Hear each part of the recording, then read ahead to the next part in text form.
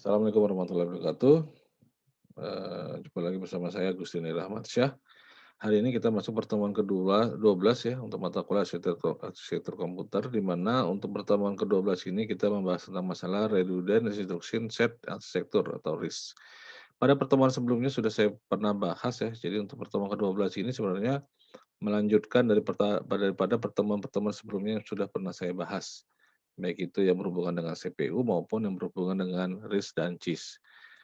Baik, sebelum kita membahas lebih lanjut tentang RIS ya, kita harus memahami yang namanya arsitektur komputer ya, di mana arsitektur komputer itu terdiri pada CPU ya, CPU itu ada ALU, ada register, ada, kendali I/O antar instruction, dan control unit. Kemudian ada memori dan I/O modul. ALU di sini ya, ALU di sini adalah untuk melakukan semua perhitungan aritmatika dan melakukan keputusan dari suatu operasi logika. Kemudian register yang ada di sini adalah untuk penyimpanan kecil yang punya kecepatan akses cukup tinggi yang digunakan untuk menyimpan data dan instruksi yang sedang diproses, sementara data dan instruksi lainnya menunggu giliran untuk diproses, masih disimpan dalam memori utama. Jadi prosesnya seperti antrian ya, diproses kemudian, antrian selanjutnya, datang gitu ya. Kemudian, MAR ya, Memory Address Register untuk mencatat alamat memori yang akan diakses. Kemudian MBR untuk menampung data yang akan ditulis ke memori yang alamatnya ditunjukkan MAR. Kemudian IOAR untuk mencatat alamat port IO yang akan diakses. Kemudian IOBR untuk menampung data yang akan dituliskan ke port yang alamatnya ditunjukkan oleh IOAR, atau untuk menampung data dari port yang alamatnya ditunjukkan oleh IOAR yang akan dibaca. Kemudian selanjutnya adalah PC atau program kantor, di mana di sini adalah mencatat alamat memori di mana instruksi di dalamnya akan dieksekusi. Jadi instruksi yang ada di dalam program kantor itu akan diolah. IR, instruksi register adalah menampung instruksi yang akan dilaksanakan, dan selanjutnya adalah AC, akumulator, itu adalah menyimpan data sementara, baik data yang sedang diproses atau hasil proses data tersebut.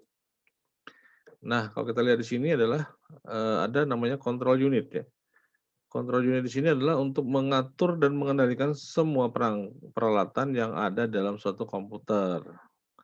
Sedangkan I/O, interkoneksi di sini adalah untuk, apa namanya, merupakan suatu sistem koneksi yang menghubungkan antar komponen internal dalam sebuah CPU, di mana di situ ada ALU, unit control, register, serta menghubungkan CPU dengan bus-bus eksternal yang ada di luar daripada CPU tersebut. Jadi ada bus sistem, bus alamat, dan bus data. Nah, di sini adalah cara kerja komputer ya. Jadi cara kerja komputer pada saat kita mau menghidupkan komputer sampai dengan, komputer tersebut booting dan running dan lain-lain.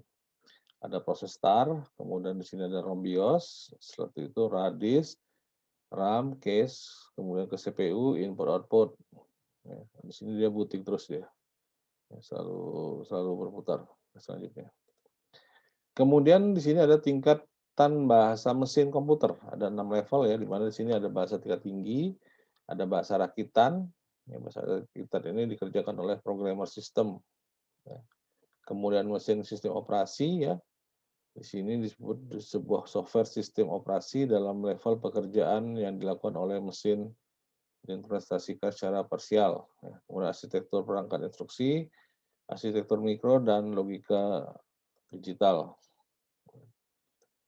Kemudian siklus instruksinya ya, di sini program yang ada di memori komputer terdiri daripada sederetan instruksi, setiap instruksi dieksekusi melalui suatu siklus.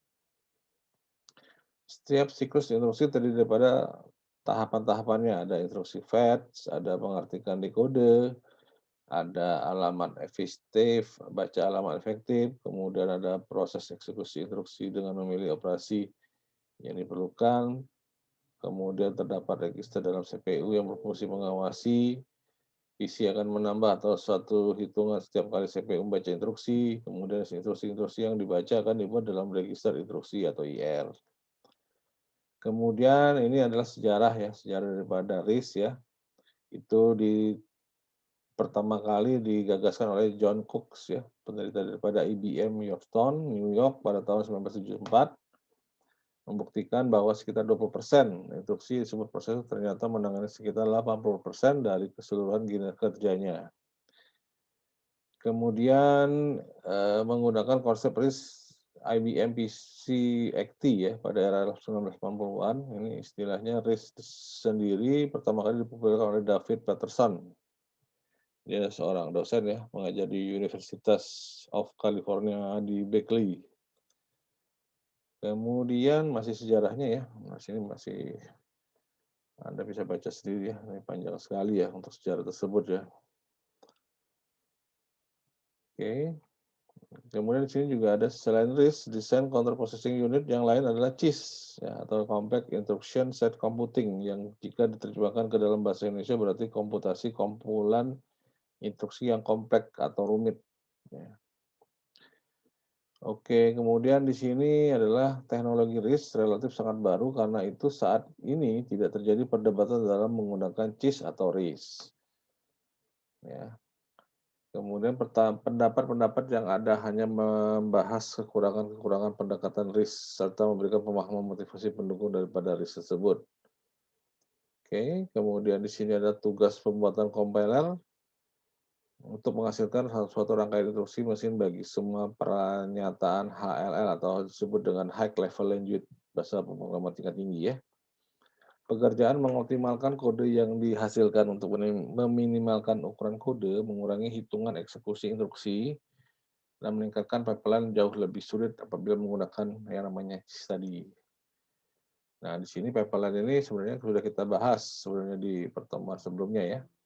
Ini adalah merupakan suatu konsep pelaksanakan instruksi yang dibagi dalam banyak bagian, di mana masing-masing bagian ditangani oleh hardware khusus dan keseluruhan bagian dapat mengoperasikan secara paralel. Nah, di sini adalah spesifikasinya ya, prosesor, kecepatan prosesor ya. Oke, kemudian di sini ada onboard-nya ya, onboard case-nya. Ya. Oke, kemudian di sini masih onboard case-nya ya. CIS cenderung menggunakan instruksi-instruksi yang sederhana, CIS cenderung menekankan pada referensi register dibandingkan dengan referensi memori. Kemudian RISC harus tidak boleh lebih kompleks dan harus dapat mengeksekusi secepat mikro. Dengan menggunakan instruksi sederhana atau instruksi satu siklus hanya dibutuhkan sedikit mikrokode. Instruksi mesin dapat di hardware, instruksi ini akan lebih cepat dibandingkan instruksi lainnya yang sejenis pada mesin lainnya. Karena instruksi tersebut tidak perlu mengakses penyimpanan kontrol mikroprogram pada saat eksekusi instruksi yang sedang berlangsung. Kemudian di sini ada karakteristik daripada RISC ya, satu instruksi per siklus, operasi register ke register address mode sederhana, format instruksi yang sederhana. Kemudian di sini ada proses yang terjadi daripada pipeline ring RISC ya. Ada sebuah siklus instruksi memiliki dua fase, ada instruksi set, mengambil instruksi, kemudian execute set, melakukan operasi ALU dengan input register dan output register. Nah, di sini ada 3 buah fase ya, ada instruksi set, ada execute, ada memory deal. Ya. Nah, di sini perkembangan desain prosesor ya, pendekatan CIS ya, masih pendekatan CIS. Kemudian nah, di sini ada perbandingan, ya, perbandingan daripada CIS dan RISC. Ya, CIS itu adalah penekanan pada perangkat keras, sedangkan RISC ini lebih condong ke penekanan pada perangkat lunak. CIS termasuk instruksi kompleks multi-clock, sedangkan RISC single clock hanya berjumlah kecil instruksi. CIS memori ke memori, kalau RISC register ke register. Ukuran kecil, kecepatan rendah, kalau CIS itu ya. Kalau RISC ukuran besar, kecepatan relatif tinggi. Kemudian CIS transistor digunakan untuk menyimpan instruksi kompleks, sedangkan RISC adalah transistor banyak dipakai untuk register memori. Oke, baik. Mungkin itu aja untuk penjelasan pertemuan ke-12 hari ini. Saya ucapkan selamat. Dan kata saya ucapkan wabillahi taufiq wal hidayah. Wassalamualaikum warahmatullahi wabarakatuh.